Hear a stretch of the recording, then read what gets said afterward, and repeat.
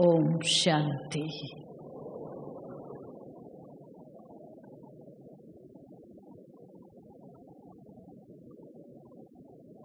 बाप दादा ने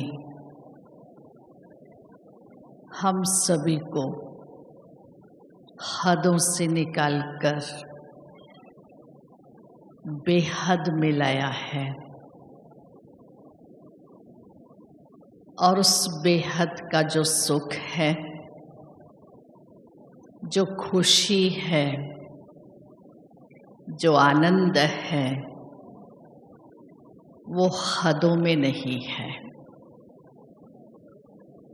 लौकिक दुनिया में मनुष्य घर के झंझटों से, जिम्मेवारियों से, समस्याओं से दुखी और अशांत होकर घर बार छोड़ सन्यासी बनता है। शांति की खोज में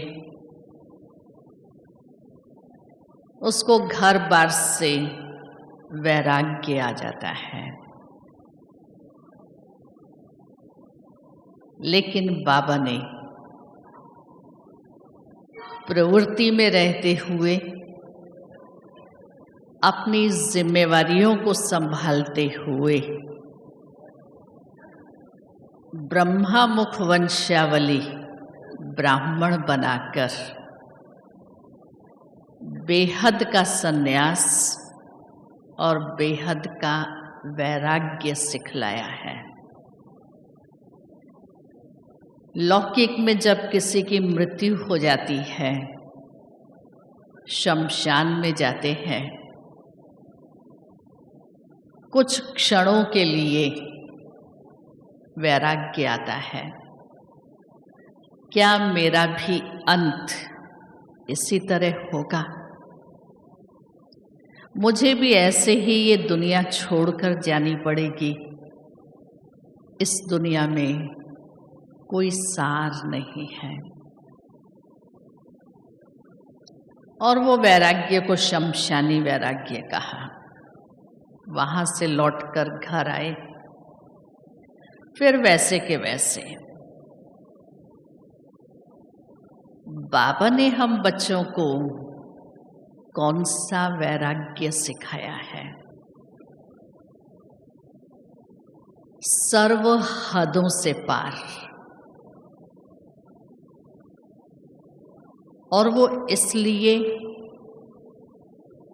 कि हम आत्माओं को अपनी ओरिजिनल कॉन्शसनेस में वापस जाना है, अपने अनादि स्वरूप में, उस स्थिति में फिर से स्थित होना है जैसे हम आत्मा ऊपर से नीचे आई थी, वैसे ही मुझे वापस जाना है। तो उस अपने अनादि स्वरूप को, ओरिजिनल कॉन्शसनेस को प्राप्त करने के लिए, बाप समान बनने के लिए, इस सारी पुरानी तमोप्रधान, पतित, बेकारी, भ्रष्टाचारी दुनिया से वैराग्य चाहिए। और अभी ये समय की पुकार है और समय हम सभी से बेहद का वैराग्य चाहता है। वैराग्य पहनने का नहीं, खाने पीने का नहीं, साधनों और सुविधाओं का नहीं, टोटल वैराग्य चाहिए।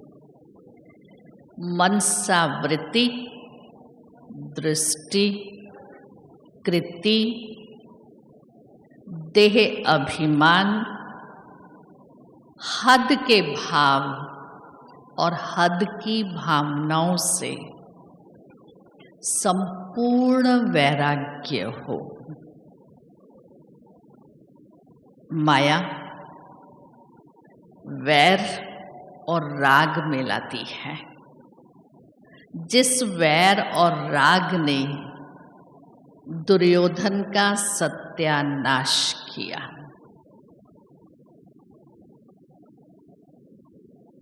वास्तव में वैराग्य क्या है? वैराग्य में रमणीकता है और व्यावहारिकता है। हाथ कंगन को आरसी नहीं है। हम और आप सब इसके प्रमाण हैं।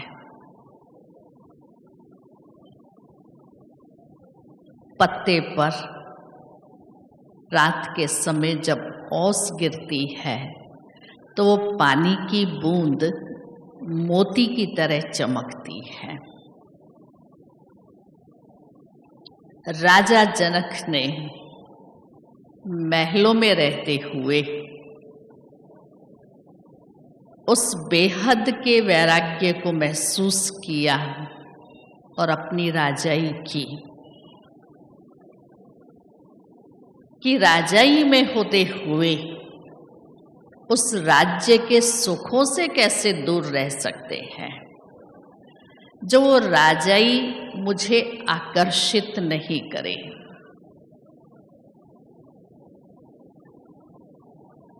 तो वशिष्ठ मुनि ने उसको कहा, ये दीपक लेकर सारे महल का चक्कर लगाओ। कहा क्या है, लेकिन ध्यान रखना ये दीपक बुझे नहीं। महल में चक्कर लगाता रहा पर उसका ध्यान दीपक पर था। सब कुछ देखते हुए भी नहीं देखा। उस राजमहल में होते हुए भी वहां क्या, किधर, कौन सी वस्तु है उस तरफ नजर नहीं गई। सिर्फ एक दीपक दिखाई दिया। ये राजाई में होते हुए उस राजसी वृत्ति से उपराम बाबा हम बच्चों को कहते, आप राजयोगी, राजऋषि, तपस्वी हो, राज ऋषि हो, राजाई में भी हो और ऋषि अर्थात बेहद के वैरागी भी हो। दोनों का बैलेंस। मन से वैराग्य चाहिए। आपके सामने लाखों पकवान पड़े हैं, लाखों व्यंजन पड़े हैं, अनेक साधन सुविधाएं पड़ी हैं, लेकिन मेरी बुद्धि उसमें जाए नहीं।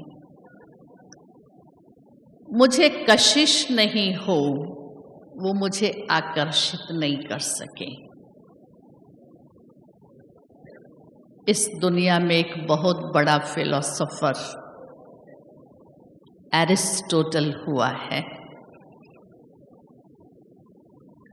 उसने अपने आप को टेस्ट करने के लिए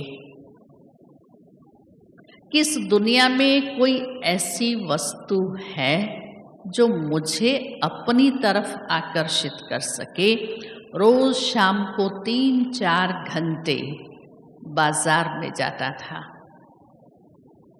कि किसी पे मेरी आंख डूबती है कि मैं ये लूं, या थोड़ी घड़ी के लिए मैं उसको खड़ा होकर के देखूं। कभी कुछ खरीदता नहीं था। एक व्यक्ति उसको रोज देखता था कि एरिस्टोटल 3-4 घंटे सारा बाजार घूमता है, कभी कुछ खरीदता नहीं है। एक दिन उसने उसको पूछा, एरिस्टोटल, मैं आपको रोज देखता हूं, आप बाजार में आते हैं, 3-4 घंटे आप व्यतीत करते हैं, लेकिन आप कभी कुछ खरीदते नहीं हो। क्यों? बहुत सुंदर जवाब दिया। उन्होंने कहा कि मुझे ऐसी कोई चीज दिखाई नहीं देती, कि ऐसी कोई वस्तु नहीं है जिसको मैं खरीदूं। मेरी आंख किसी पर डूबती नहीं है। मैं ये देखने के लिए आता हूं, क्या ये सारी भौतिक दुनिया की चीजें मुझे अपनी तरफ आकर्षित करती है? अपने से हम पूछें। आज हम बाजार में कुछ चीज लेने के लिए जाते हैं। लेने तो कुछ गए, वहां एक बड़ी सुंदर ज्वेलरी थी, डिजाइन बड़ा अच्छा था। जरूरत नहीं है, लेकिन डिजाइन बड़ा अच्छा और यूनिक है। मेरी दिल हो गई, मैंने ले ली। शॉप में गए, शूज बड़े अच्छे थे, क्वालिटी बड़ी अच्छी थी। वैसे तो है अभी मेरे पास में, लेकिन अभी मार्केट में आए हैं, फिर पता नहीं मिलेंगे या नहीं, ले लिए। आवश्यकता नहीं है, परंतु ले ली। इसको क्या कहेंगे? उन वस्तुओं ने मुझे अपनी तरफ कशिश किया, मेरी आंख उसमें डूबी। हूं मैं राजऋषि। बाबा कहते हैं मन से वैराग्य चाहिए। वैर और राग से, द्वेष से वैराग्य चाहिए। मैं और मेरेपन से वैराग्य चाहिए। मैं और मेरापन कोई भी प्रकार से मुझे अपनी तरफ आकर्षित ना करे। ना तो ये मैं देह, और ना ही इस देह के संबंधी, ना पदार्थ, ना वस्तु, ना वैभव, ना स्थान। कोई भी मुझे अपनी तरफ आकर्षित ना करे जिसको मैं कह सकूं ये मेरा है। उस मेरेपन के भान से परे रहे। क्योंकि जिस घड़ी हम बाबा के बने, हमने बाबा को क्या कहा? बाबा, ये तन, ये मन, ये धन, ये समय, ये संकल्प, ये श्वास, सब तेरा। तेरा तुझको अर्पण, तेरा तुझको अर्पण। सच में, सच में है? अपने दिल पर हाथ रख करके पूछो। तो बाबा ने कहा ये मन मुझे दिया ना, दिया मन बाबा को, दिया तो मन मन मना भव रहता है। मन बाबा को दे दिया तो मन मन मना भव रहता है कि मन में और आते रहते हैं। कभी किससे मनमुटाव हुआ, वो आ गया। किसने मुझे डिस्टर्ब किया, वो मन में आ गया। कभी समस्याएं आई, वो मन में आ गया। कभी दुनिया में हलचलें हुई, वो मन में आ गया। तो क्या ये मन मन मना भव है? मैंने ये मन बाबा को दिया है। तन प्रभु की अमानत है। बाबा ये तन भी तेरा, और सारा दिन कहती हूँ ये मेरा है। तो प्रभु की अमानत है, प्रभु को याद करने के लिए तन मिला है, काया को कंचन बनाने के लिए तन मिला है, प्रभु की सेवा करने के लिए ये तन बाबा ने मुझे दिया है कि निमित्त तुम आत्मा इस शरीर में हो और हो ईश्वरीय सेवा अर्थ। ऐसे इस तन की भी मैं आत्मा ट्रस्टी हूं। धन भगवान के कार्य में लगाने के लिए मिला है, वो भी मेरा नहीं है, वो भी ईश्वर की देन है। तो तन मन धन तीनों समर्पित किया है, तीनों से मैं बाबा पर बलिहार हूं। मेरी वृत्ति इन सबसे उपराम है, अनासक्त भाव है और स्मृति में सदा रहता है करन करावन हार बाबा है। मैं नहीं करती हूं, बाबा कराता है। हमारी दादी जी सदा कहती थी, बाबा मेरे कंधों पर बैठा है, बाबा करा रहा है, दादी नहीं करती है। तो मुझे सदा ये स्मृति रहती है, करन करावन हार बाबा करा रहा है। बाबा को जो कराना है बाबा करा करके ही रहेगा। इतना अपने अंदर से निमित्त भाव हो। हद की कोई भी भावना ना हो, ना हद के कोई भाव हो। ज्ञान युक्त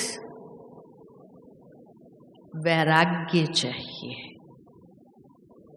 मीठा वैराग्य चाहिए, जबरदस्ती का नहीं।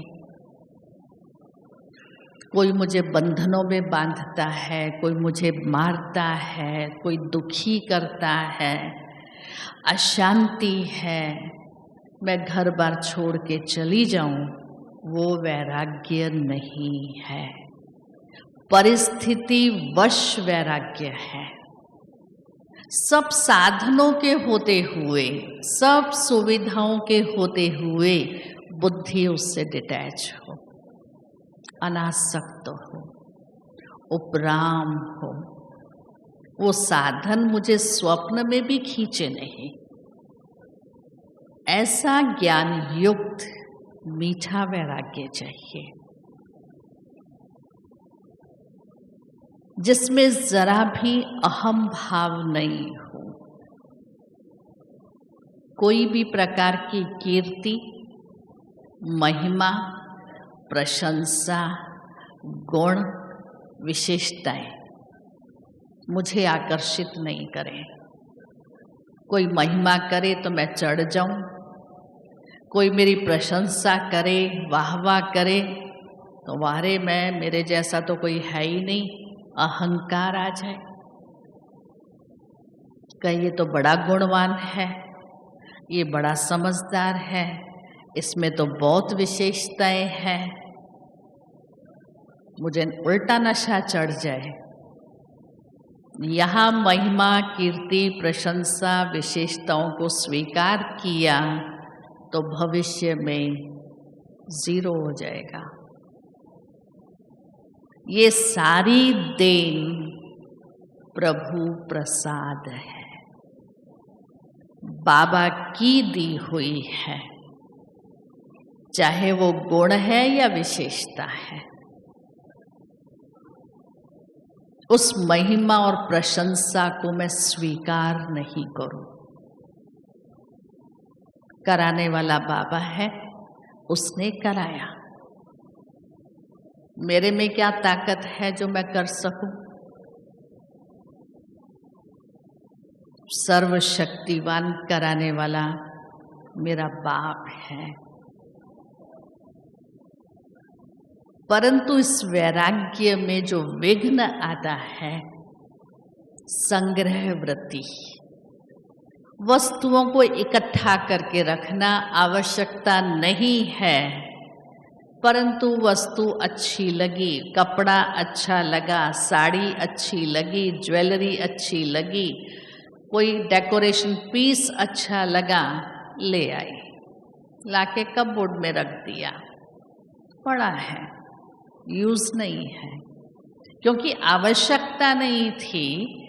आंखों को अच्छा लगा, उसने आंखों को आकर्षित किया, तो वस्तुओं का संग्रह, ये संग्रह वृत्ति मुझे तपस्या नहीं करने देगी, बाबा को याद नहीं करने देगी। दूसरी बात, विघ्न डालने वाली रीस, एक दूसरे से रीस करते हैं। उसके पास ये चीज है तो मेरे पास भी होनी चाहिए, उसके पास ये है तो मेरे पास होनी चाहिए। मेरी सहेली महीने में 30 दिन की 30 ड्रेस पहनती है, रोज अलग, और मेरे पास तो 5 ही ड्रेस है, 5 ही बदल बदल करके पहनती है, तो उसके साथ रीस हो गई, मेरे को और कपड़े चाहिए। तन ढकने के लिए मुझे क्या चाहिए? इसलिए बाबा ने हम बच्चों को ये श्वेत वस्त्र दिए हैं, वो किसके पास 1 है या 2 या 10 पता पड़ सकता है। रोज रात को यही धो लिया, सुबह पहन लिया, किसी को क्या पता है इसके पास 2 ड्रेस है कि 10 ड्रेस है। बुद्धि ही उन सब से निकाल दी, जो बुद्धि उन रंग में, उस प्रिंट में, उस डिजाइन में जाए ही नहीं। इन सब से बाबा ने हमको मुक्त कर दिया। तो किसी से किसी भी प्रकार की रीस नहीं, नो कंपैरिजन। उसकी अपनी औकात है, मुझ आत्मा की अपनी औकात है। मैं किसी से किसी भी बात में कंपैरिजन नहीं कर सकती। बाबा ने कहा इस ड्रामा के अंदर हर आत्मा विशेष आत्मा है, हर आत्मा में विशेष विशेषता है, हर आत्मा का विशेष रोल है। मैं क्यों कंपैरिजन करूं, क्यों तुलना करूं? मुझे नहीं करनी है। चौथी बात, नो कंपटीशन, नो कंपटीशन। ये आज स्कूटर से कार लेके आया, मेरे पास तो स्कूटर भी नहीं है, साइकिल ही है, मैं तो बस में जाती हूँ। कम से कम स्कूटर तो होना चाहिए। और उसके पीछे मेरा दिन रात बुद्धि का योग लगा रहे और स्कूटर खरीदने के लिए मैं उल्टा सीधा काम करूं, ये बाबा की श्रीमत है। मुझे किससे भी किसी भी प्रकार की कंपटीशन नहीं करनी। इसकी 4 पाठशालाएं हैं तो मेरी 10 होनी चाहिए, इसके 10 सेंटर हैं तो मेरे 20 होने चाहिए। संख्या की वृद्धि नहीं चाहिए, क्वालिटी चाहिए, क्वालिटी चाहिए। बाबा को क्वालिटी वाले वारिस बच्चे, माइक बच्चे चाहिए, गिनती नहीं करनी है। सब्जी की दुकान में सारा दिन 100 लोग जाते होंगे तो भी वो नहीं कमा सकता है। ज्वेलरी की दुकान पर सारा दिन में एक भी कस्टमर गया तो उसके 100 कस्टमर से भी ज्यादा हो गया। ये ज्ञान रतन है। एक एक रतन की वैल्यू निकालूं, कितने पद्मों का है। और है हम बेहद के वैरागी, और खेलते हैं हम ज्ञान रत्नों से। ज्ञान रत्नों से सदा श्रृंगारे हुए रहते हैं, ऊपर से लेके नीचे तक। ऐसी तो हमारी राजाई है। सफेद बाबा ने ड्रेस दी है, इतनी रॉयल है, पवित्रता का प्रतीक है, जो लाखों में खड़े होंगे तो भी पहचानने में आ जाएंगे। उनका चेहरा, उनकी चलन, उनकी फलक सबसे भिन्न दिखाई देगी। और फिर विघ्न पड़ता है देह अहंकार का। मैं समझदार हूं, मैं बुद्धिवान हूं, मैं सर्विसेबल हूं, मैं ज्ञानी हूं, मैं योगी हूं, मैं सेवाओं की प्लानिंग बहुत अच्छी कर सकता हूं। ये सारी बातें देह अहंकार में ले आती हैं, जो मेरी बुद्धि को बाबा से परे कर देती है, तप नहीं करने देती। प्रैक्टिकल में उस बेहद की वैरागी आत्मा की स्थिति क्या चाहिए? वो संसार में बसे पर संसार उसमें नहीं बसे। जीवन हो तो कैसी हो? कमल समान।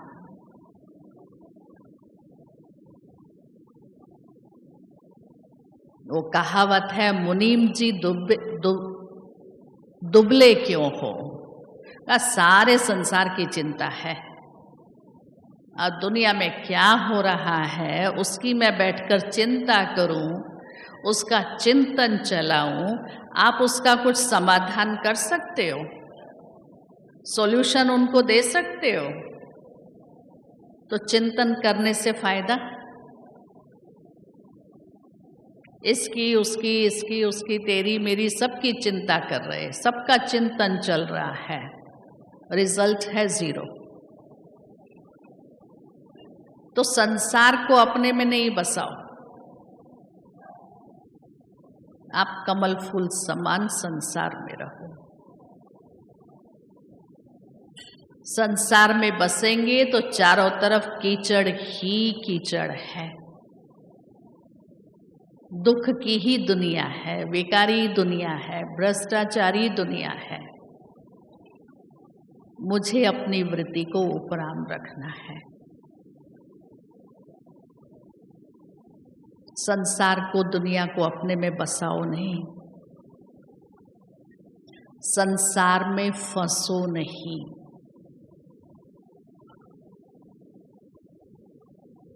कीचड़ में जितना दलदल में पांव को निकालने की कोशिश करते हैं, उतना पांव अंदर जाता है। संबंधों के जाल में फंसना,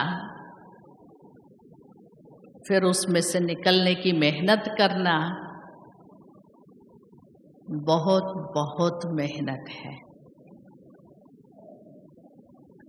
स्पाइडर, मकड़ी अपना जाल बनाती है, जाल बना करके उसमें खुद फंस जाती है। उसको उस जाल में से निकलना है, खुद काटेगी तो निकलेगी। हमने भी सारे संबंधों का जाल बनाया। लौकिक दुनिया में कह देते हैं ये गृहस्थी तो जंजाल है, ये बंधन है, इससे छूट नहीं सकते हैं। और बाबा ने हम बच्चों को इतनी अच्छी युक्ति बताई है, इतनी अच्छी समझ दी है, फिर भी मैं उसमें फंस के रहूं तो मेरे जैसा महान ते महान ज्ञानी कोई और नहीं होगा।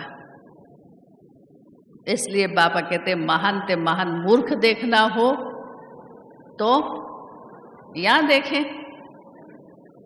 अच्छी बात है क्या? और महान ते महान समझदार देखना हो तो भी यहाँ देखो। बाबा हमको बंधनों से मुक्त करने आए।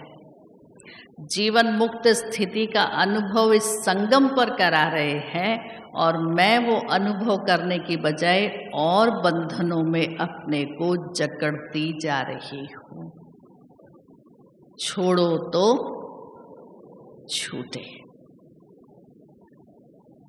मैं छोड़ूंगी नहीं तो छूटेगा नहीं। इसलिए बाबा कहते अपने को मेहमान समझो। मेहमान की बुद्धि किसी में भी जाती नहीं है। उसको पता है मुझे अभी जाना है, वो सदा उपराम रहता है, डिटैच रहता है। तो अंतःकरण से मेरी बहुत सूक्ष्म धारणा चाहिए, ये सब कुछ बाबा का है। मैं आत्मा बाबा की हूँ। मैं आत्मा बाबा की हूँ। बाबा ने ये तन दिया है सेवा के लिए। ये बाबा की दी हुई अमानत है। मुझे बड़े प्यार से इसको संभालना है, ट्रस्टी होकर के। इससे मुझे सेवा लेनी है। ये साथ देगा तो बाबा की याद रहेगी।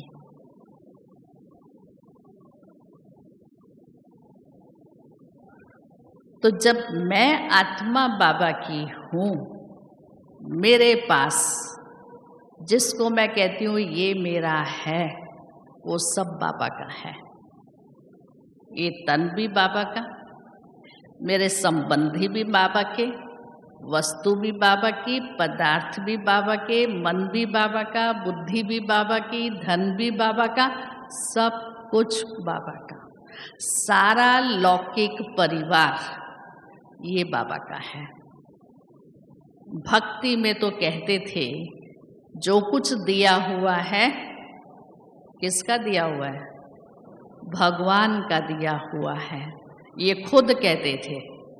अब भगवान मुझे कहता है प्रैक्टिकल ये समझ करके चलो, ये सारा परिवार मेरा है। ऐसा मेरा बाबा है। सब कुछ उसको दे दो। जो मेरा है वो तेरा है और जो तेरा है वो मेरा है। उसका क्या है? ज्ञान, गुण, शक्तियां, शिक्षाएं, श्रीमत, ये पढ़ाई, ये सब उसकी, मेरी है। अगर मैंने मेरे को मेरा समझा कि ये चीज वस्तु मेरी है, ये संपत्ति मेरी है, जिसको मेरा समझा, मेरा समझते ही मुझे उसका रिटर्न भरना पड़ेगा। जो भी आपकी प्रॉपर्टीज हैं लौकिक दुनिया में भी हर साल उसका रिटर्न भरना पड़ता है ना, इनकम टैक्स में। तो अगर मैंने भी समझा ये मेरा है, मुझे बाबा को रिटर्न भरना पड़ेगा, क्योंकि वो मेरे कर्म बंधन होंगे। और बाबा का समझा तो बाबा मुझे रिटर्न देगा। तो रिटर्न भरना है या रिटर्न लेना है? क्या करना है? रिटर्न लेना है। इसलिए मेरा सब कुछ बाप का और बाप का सब कुछ मेरा। तो बुद्धि किसी में भी जाएगी नहीं, अनासक्त हो जाएगी। कोई भी मुझे अपनी तरफ आकर्षित कर सके, कशिश कर सके, कोई नहीं है। ऐसा मेरा बाबा मुझे मिला है जो सत्यम शिवम सुंदरम है। उस जैसा सत्य, उस जैसा सुंदर और उस जैसा कल्याणकारी इस सारी दुनिया में कोई नहीं। वो मुझे कशिश करता है। वो मुझे आकर्षित करता है।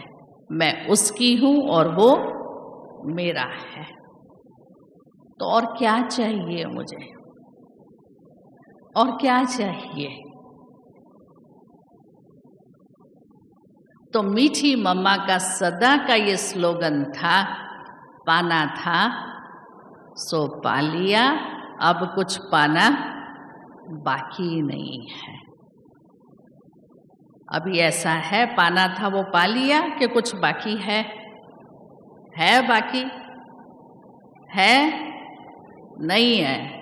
अगर कुछ बाकी पाना नहीं है तो फिर मेरा ये मन और बुद्धि कहाँ जाता है? अपने मन बुद्धि से बात करो। तुम क्यों किसकी बातों में जाते हो? तुझे दुनिया वालों से क्या काम? तुझे चीज वस्तुओं से क्या काम? तुझे जो चाहिए सो मिल जाएगा। तुम निश्चिंत निश्चय बुद्धि बनो। देने वाला दाता, वरदाता, भाग्य विधाता ही मेरा बन गया, फिर और मुझे क्या चाहिए? दूसरा मम्मा का स्लोगन, हर घड़ी अंतिम घड़ी है। ये सदा स्मृति रहे, हर घड़ी हर श्वास अंतिम है। किसमें भी बुद्धि फंसेगी नहीं, किसी में भी आंख डूबेगी नहीं। निरंतर और सदा अनासक्त भाव रहेगा। कहाँ कोई मुझे कशिश नहीं कर सकता है सिवाय एक बाप के। तो अंत मते सो गति होगी, जब सदा ये स्मृति रहेगी, हर घड़ी अंतिम घड़ी है, तो बुद्धि सारी दुनिया से उपराम होगी। तीसरा, बड़ी दीदी मनमोहिनी का सबसे बड़ा महामंत्र, अब घर जाना है, अब घर जाना है, अब घर जाना है।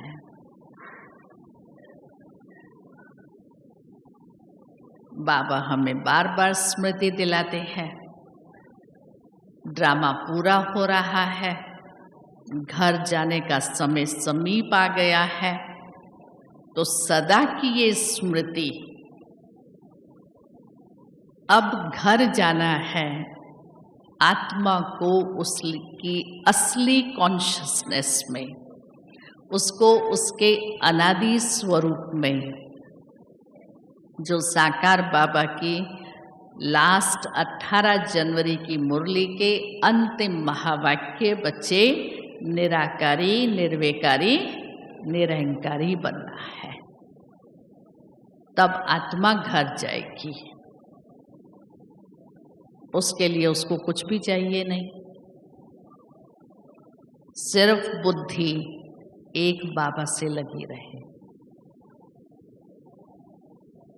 ऐसी स्वच्छ निर्मल बुद्धि हो जाए। और अपनी मीठी दादी जी सदा कहती रही, करन करावन हार बाबा है। हर सेकंड ये इंद्रियां कर रही हैं, हाथ कर रहे हैं, कराने वाला बाबा है। आप महसूस करेंगे कितनी निश्चिंत स्थिति, बेफिक्र स्थिति रहती है। बाबा बैठा है, सबको बाबा का वो फोटो मिला ना, बच्चे मैं बैठा हूं तो चिंता मत कर। सिर्फ कहने के लिए नहीं है, सिर्फ वो लिखत पढ़ने के लिए नहीं है, प्रैक्टिकल में मैं आत्मा इसको महसूस करूं। इतनी मैं आत्मा निश्चय बुद्धि हूं, नुकसान भी हो जाए तब भी मैं समझूं इसमें कल्याण है। एक भाई का अनुभव सुनाती हूँ। क्लास में आते थे, सबसे पहले और सबसे आगे की सीट पर बैठते थे। एक बारी शाम को लौकिक का कोई सोशल प्रोग्राम था, गए हुए थे। 10 साल का बच्चा घर में था, उसका नेक्स्ट डे एग्जाम था तो वो पढ़ रहा था। बाजू वाले बंगले को बोल के गए, बच्चा घर में पढ़ रहा है, थोड़ा ध्यान रखना। करीब 8:30-9 बजा था, बच्चा पढ़ते पढ़ते सो गया। इतने में विंडो से, खिड़कियों से धुआं निकलना शुरू हुआ। घर में कोई है नहीं, बच्चा पढ़ रहा है, धुआं कहाँ से निकल रहा है। देखते देखते तो बहुत धुएं के बड़े बड़े गुबार बाहर निकलने लगे। वो लोग दौड़ करके वहाँ आए, बच्चे को आवाज़ लगाए, बच्चा तो सो गया है। दरवाज़ा तोड़ा, 10 मिनट के अंदर बच्चे को तो बाहर निकाला। शॉर्ट सर्किट हुआ, सारा बंगला आधे घंटे में जल करके भस्मीभूत हो गया। जब तक फायर ब्रिगेड पहुँचे, उन्होंने कांटेक्ट हो, खैर पहुँचे, फिर जो करना था सो किया। दूसरे दिन सुबह वो भाई जैसे रोज़ क्लास में आकर बैठते हैं, ऐसे बैठे, मुरली सुनी, क्लास पूरा हुआ और लास्ट में कहा, दीदी रात को बंगला जल गया। ऐसे बात कर रहे हैं जैसे कोई नॉर्मल बात होती है। मैंने कहा क्या कहा? कहा रात को बंगला जल गया। मैं फिर देखती रही बात क्या कर रहे हैं। क्या बोला? 2 बार, तीसरी बार पूछा, कहा दीदी रात को बंगला जल गया। मैंने कहा आप तो ऐसे बात कर रहे हो जैसे कुछ हुआ ही नहीं है। कहा सच में रात को बंगला जल गया, आप चल करके देखो, भूत बंगला हो गया है। मैंने कहा आपको कोई विचार नहीं चला? आप तो इतना लाइट बोल रहे हो, आप मेरा पेपर तो नहीं ले रहे हो? कहा नहीं, सच में जल गया है। तो क्यों आपको सोच नहीं चल रही? कहा नहीं, बाबा को इससे अच्छा बढ़िया बना करके देखना होगा ना, इसलिए वो जल गया। इतना सहज स्वभाव से उस सिचुएशन को स्वीकार कर लेना कि हाय हाय दुख हो कि अभी क्या होगा, कैसे होगा, रिंचक मात्र भी नहीं। ड्रामा में जो होना था वो हुआ, उसका चिंतन क्यों करने का? तो ड्रामा कहना आसान है, लेकिन प्रैक्टिकल में उसकी धारणा, उसके लिए बहुत गुप्त योग का बल चाहिए। जो वो सिचुएशन आत्मा सहज स्वीकार करे और बुद्धि को वो खींचे नहीं।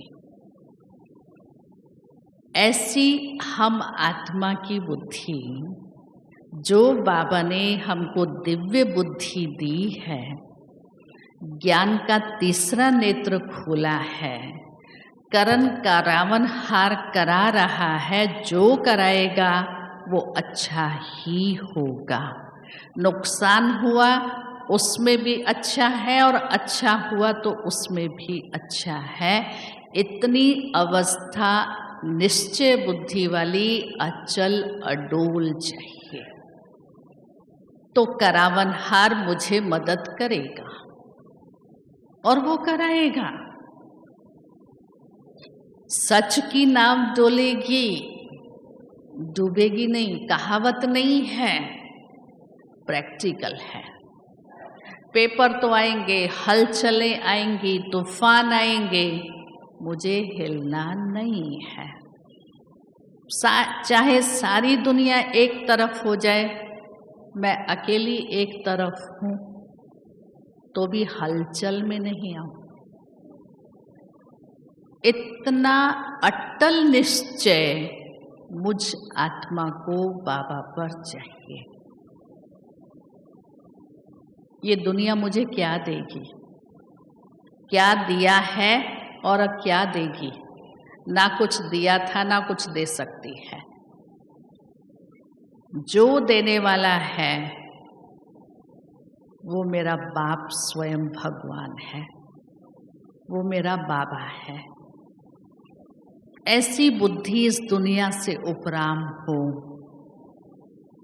तो अर्जुन समान नष्टो मोहा स्मृति लब्धा बने।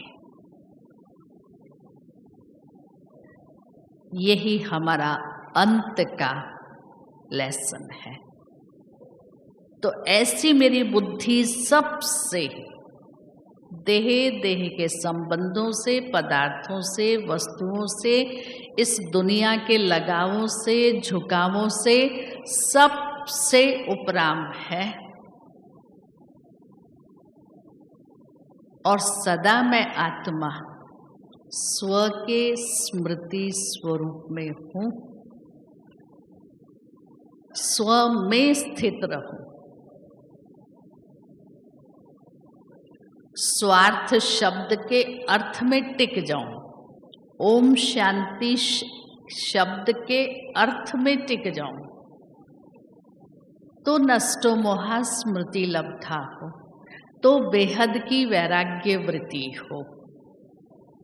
भर्तृहरि बहुत बड़ा राजा, उसने किताब लिखी भर्तृहरि का वैराग्य। उसको वैराग्य आया, उसको अपनी रानी से बहुत प्यार था। जैसे जैसे आयु बढ़ती है तो वो सुंदरता कम होती जाती है, चेहरे पर झुर्रियाँ पड़ने लगी। तो उसको देख करके एकदम वैराग्य आ गया, क्या यही ब्यूटी है, यही सुंदरता है, छोड़ो ये संसार। राजपाट छोड़ के चल पड़ा। चांदनी रात थी, चल रहा था, दूर में उसको कुछ रेत में चमकता हुआ दिखाई दिया। उसको लगा ये हीरा है। जल्दी जल्दी कदम उसने उठाए और उसको उठाया तो देखा वो थूक थी। उसको अपने ऊपर इतना पश्चाताप हुआ, इतनी गहरी महसूसता हुई, हे भर्तृहरि, तूने इतनी राजाई छोड़ दी, इतनी समृद्धि छोड़ दी, और तेरी बुद्धि इस हीरे में जो एक थूक चमक रही थी उसमें गई। उस पर उसने लिखा भर्तृहरि का वैराग्य, किताब लिख डाली। वैराग्य क्या होता है, जिसको हीरा भी मिट्टी दिखाई दे। ऐसी हम आत्मा की मनसा स्थिति चाहिए। इस दुनिया में कोई सार नहीं है, असार संसार है। और बाबा ने हमको इतने ज्ञान रतन दिए हैं, जितना उसका चिंतन करते हैं उतना हमको मक्खन मिलता है, उतनी आत्मा रमणीक बनती जाती है, उतनी आत्मा में वो रूहानियत आती है। ऐसी मुझ आत्मा की वो स्थिति चाहिए। तो जितना जितना वो बुद्धि से वैराग्य होता है, स्व के स्वरूप में स्थित होते हैं, तो आत्मा ही दिखाई देती है। ये देह दिखाई देगी ही नहीं, क्योंकि मैं हूँ ही आत्मा। मैं जब आई थी तभी भी आत्मा हूँ, यहाँ से जाऊंगी तभी भी आत्मा हूँ। ये बीच में थोड़े समय के लिए पार्ट बजाने के लिए शरीर मिला है। मेरा आदि और अंत आत्मा ही है। तो सबकी प्रकृति में चमकती हुई मुझे आत्मा दिखाई दे, ये देह नहीं दिखाई दे, रूह दिखाई दे। जितनी मुझ आत्मा में रूहानियत होगी, जितनी मुझ आत्मा में पवित्रता की शक्ति होगी, उतनी औरों में मुझे वो आत्मा दिखाई देगी। इसलिए अंतर्मुखी होकर के मैं अपने आप को चेक करूं, अपने आप से बात करूं कि कौन सी ऐसी चीजें हैं जो मुझ आत्मा को खींचती हैं, या किन किन से मेरा लगाव है, झुकाव है, आसक्ति है। उस दिन बाबा ने लास्ट में समझती हूँ 15-20 दिन में 3-4 बार मुरली में कहा, दुखों की लिस्ट निकालो। कौन मेरे वैराग्य में विघ्न डालता है? अपने से बात करो और उन बातों को मैं अपने से निकालने के लिए स्वयं को पुरुषार्थ कराऊं। या हम सोचते हैं जब विनाश काल आएगा तो अपने आप वैराग्य आ जाएगा, अपने आप हम बदल जाएंगे। समय तो सारी दुनिया को बदल देगा, मुझे क्या बदलेगा? तो सारी दुनिया को वैराग्य आ जाएगा। तो मैंने समय को अपना टीचर बनाया कि मेरा टीचर बाबा है। कौन है मेरा टीचर? तो समय मुझे क्यों वैराग्य दिलाए? समय मेरी स्थिति को क्यों बनाए?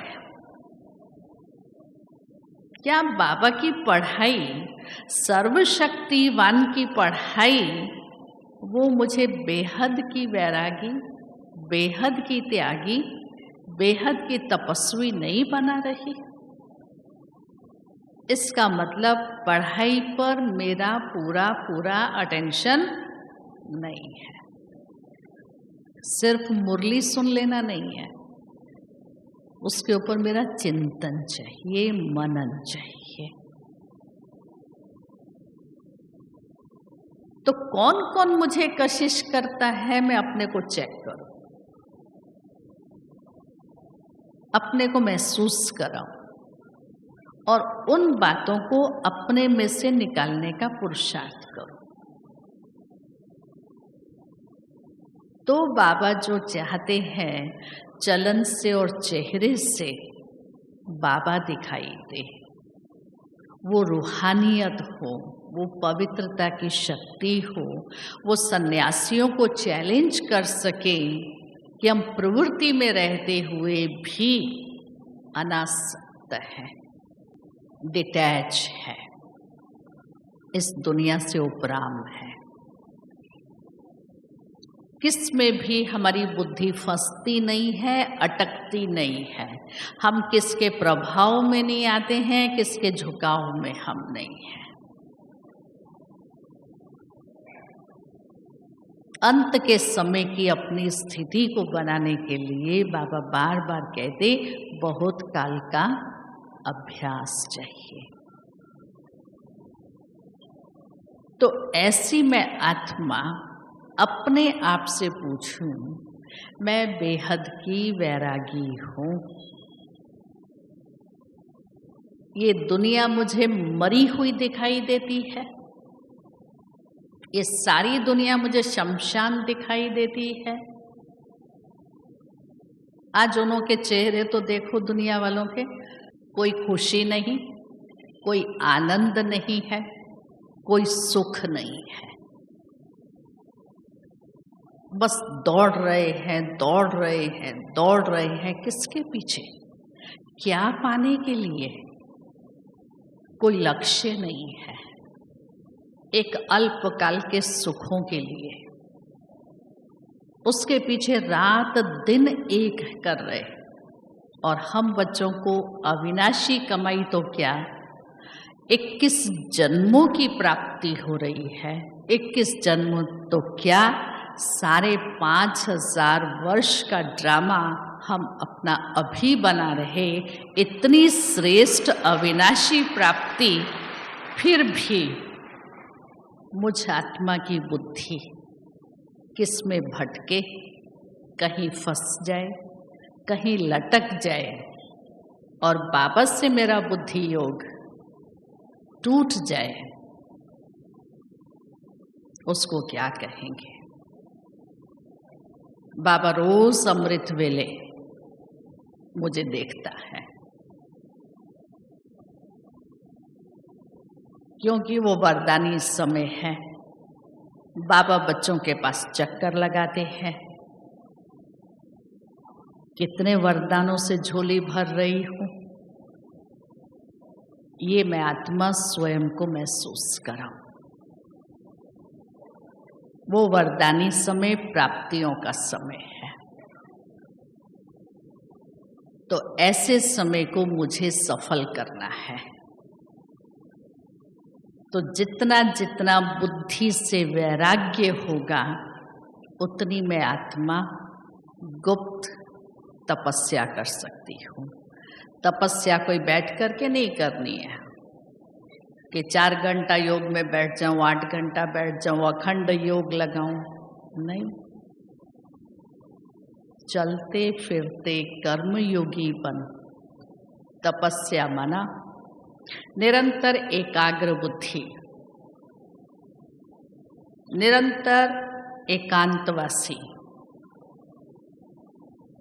एक बाप दूसरा ना कोई, एक बल एक भरोसा, सदा सदा सदा बाबा को अपना साथी बना करके अंग संग रख करके अमृत वेले से रात तक मैं कर्म करूं, चाहे कोई भी कार्य कर रही हूं, कपड़े धो रही हूं, खाना बना रही हूं, सफाई कर रही हूं, ऑफिस जा रही हूं, बिजनेस में हूं, शॉपिंग कर रही हूं, चलो बाबा मेरे साथ, चलो बाबा मेरे साथ। ऑफिस में भी चलो बाबा अभी सीट पर बैठो, आज सारी कारोबार आपको करनी है, ये तन आपके हवाले है, आपको जो कराना है कराओ, बाबा को यूज करो। तो अंग संग बाबा मेरा साथी है, इसको मैं महसूस करूं। ओम शांति।